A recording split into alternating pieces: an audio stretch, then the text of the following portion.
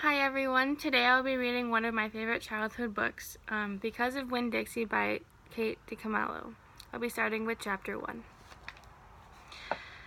My name is India Opal Baloney, and last summer my daddy, the preacher, sent me to the store for a box of macaroni and cheese, some white rice, and 2 tomatoes, and I came back with a dog.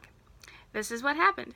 I walked into the produce section of the Winn-Dixie grocery store to pick out my 2 tomatoes, and I almost bumped right into the store manager.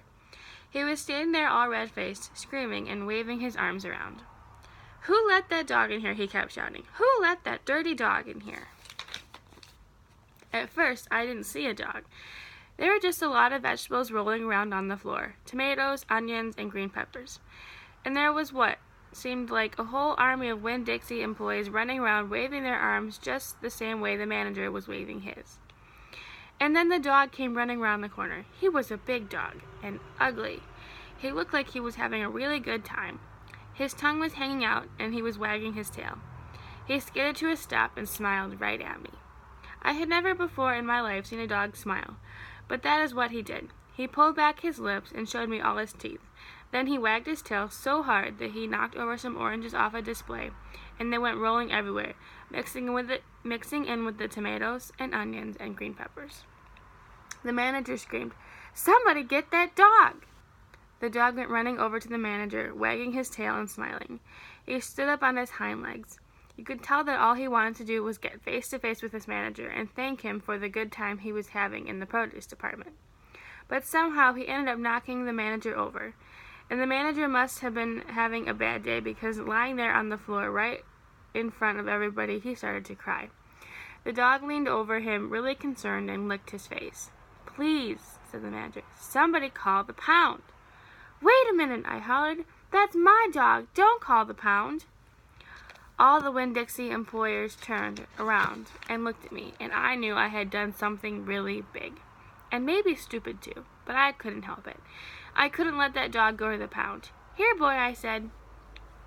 The dog stopped licking the manager's face and put his ears up in the air and looked at me, like he was trying to remember where he knew me from.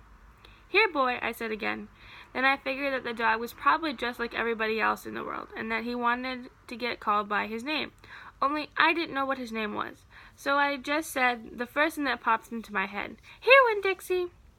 And the dog came trotting over to me just like he had been doing his whole entire life. And that dog was trotting over. And the manager sat up and gave me a hard stare, and like maybe I was making fun of him. "His name. It's his name," I said. "Honest." The manager said, "Don't you know not to bring a dog into a grocery store?" "Yes, sir," I told him, "but he got in by mistake. I'm sorry. It won't happen again." "Come on, Winn-Dixie," I said to the dog. I started walking, and he followed along behind me as I went out the produce department and back down the cereal aisle, past the cashier, and out the door. Once we were safe outside, I checked him over real careful, and he didn't look that good. He was big, but skinny. You could see his ribs. And there were bald patches all over him, places that he didn't have any fur at all. Mostly, he looked like a big piece of old brown carpet that had been left out in the rain. "You're a mess," I told him. "I bet you don't belong to anybody." He smiled at me, and he did that thing again, where he pulled back his lips and showed me his teeth. He smiled so big that it made him sneeze. It was like he was saying, "I know I'm a mess. Isn't it funny?" It's hard not to immediately fall